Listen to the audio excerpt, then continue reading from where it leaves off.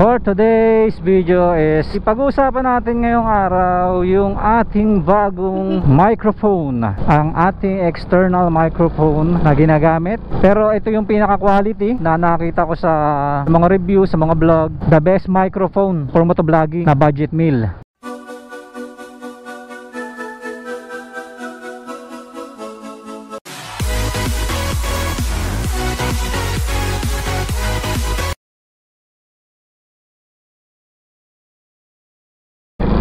Good day mga ka-B1 Moto and welcome to B1 Moto.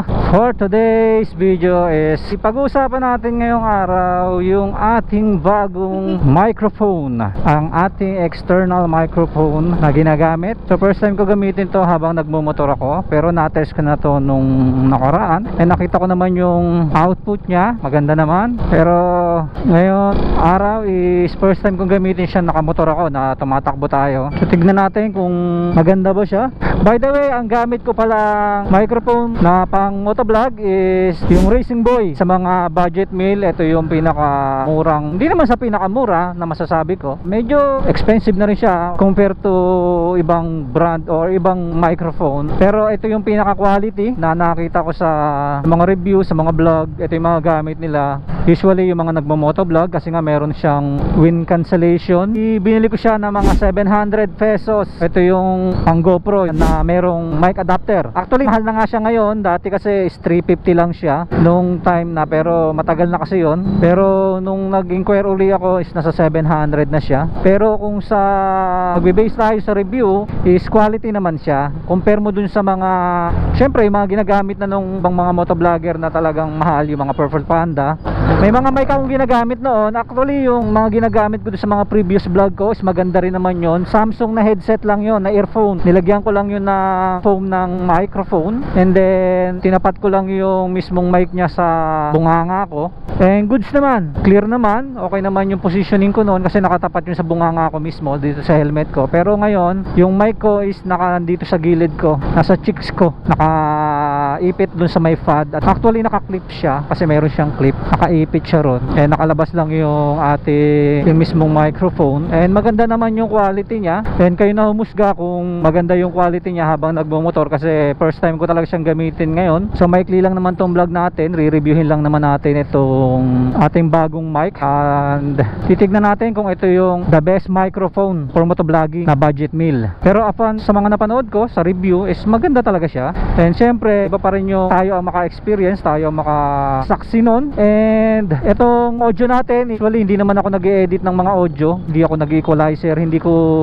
inaayos ang mga audio natin. Ang audio natin is raw. Kung ano yung pagkaka-record natin doon sa microphone natin, yun na yun, hindi na ako nag-a-adjust. Siguro volume na lang once na ako sakaling if in case na mahina, doon na lang tayo nag-a-adjust upon editing. Pero yung mga enhancement, hindi tayo nag-enhance ng ating mga audio, kasi nag-invest tayo rito. Bala ko kasi talaga bumili nung Purple Panda, kaso nahahabaan kasi ako sa wire nun, and ordinaryo lang yung kanyang wire. Ito kasi is braided yung wire niya, hindi naka-angle pa siya, para siyang naka-L siya. So saktong-sakto sa microphone natin. So saktong-sakto din dun sa mga ating mic adapter ng ating GoPro. Bumili na rin tayo ng chin mount na Hank o Hank C, o ano man yung pagkakabasa nyo doon, kasi nasira na yung ating chin mount na Telesin, yung D-strap. Kaya ito na yung binili natin para permanent na yung ating chin mount. And sa microphone nga, Purple Panda is expensive siya, pero although kaya naman natin bumili. Pero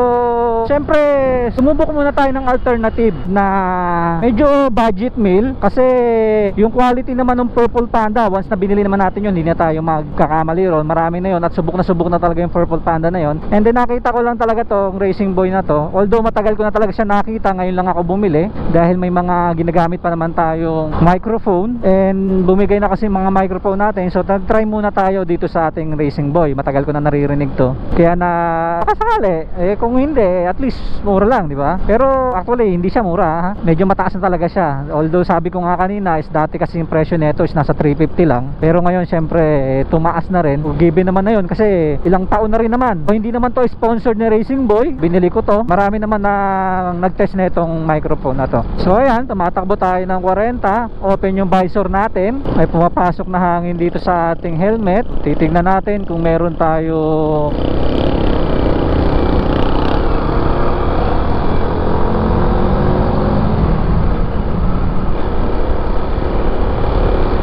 mga wind noise tayo na naririnig, o pagka malakas ang boses. Kasi usually pag yung mga ganyang mic, pagka nagpipick yung boses mo, pag malakas yung salita mo o sumisigaw ka, hello! Yan, yung mga ganyang sigaw na yan. So check nyo kung nagpick siya, nabasag siya. Yun lang naman yun, kasi minsan tayo napapasigaw tayo minsan sa ating helmet.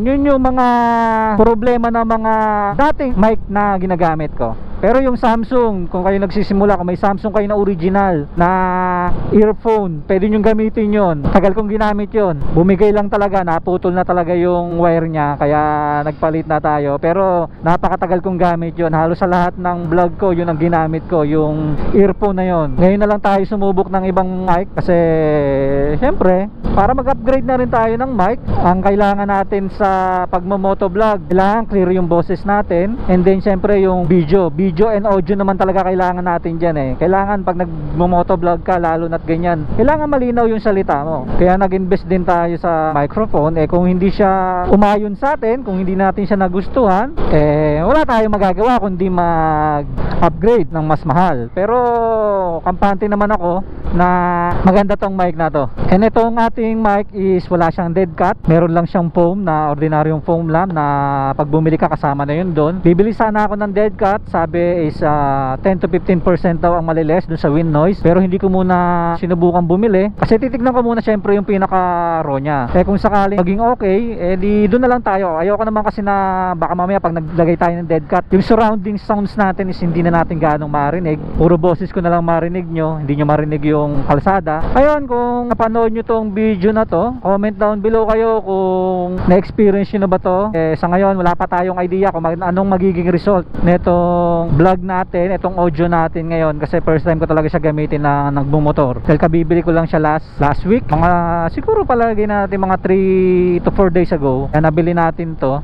Kaya ngayon lang natin siya nagamit, and hopefully maging okay. And comment kayo kung okay ba yung para sa inyo, sa mga nanonood, sa mga nakikinig sa ating vlog and video. Tingin yung okay ba, kung okay ba yung sound. Syempre magkakaiba naman tayo ng pandinig, lalo na siguro pag naka earphone. Kasi ako pinapanood ko yung mga vlog ko, and nag-edit kasi ako sa PC.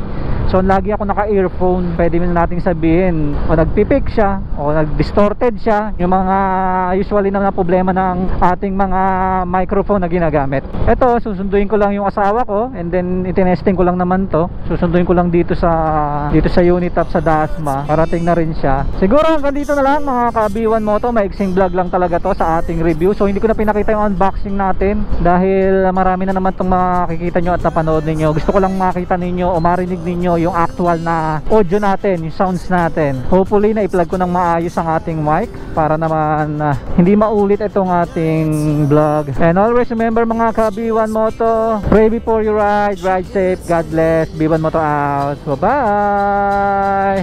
And don't forget to like, share, comment, and subscribe para updated kayo every time mag-upload tayo ng video. And kung gusto nyo ng mga ganito klaseng vlog, ay bisitahin nyo lang po ang aking channel na B1 Moto. So marami naman kayo mapapanood sa ating channel, and pwede kayo mag-comment kung ano yung mga gusto ninyong topic, issue na ating talakayin regarding sa pagmumotor o regarding sa kung ano man ang gusto ninyo na related sa pagmumotor lang tayo.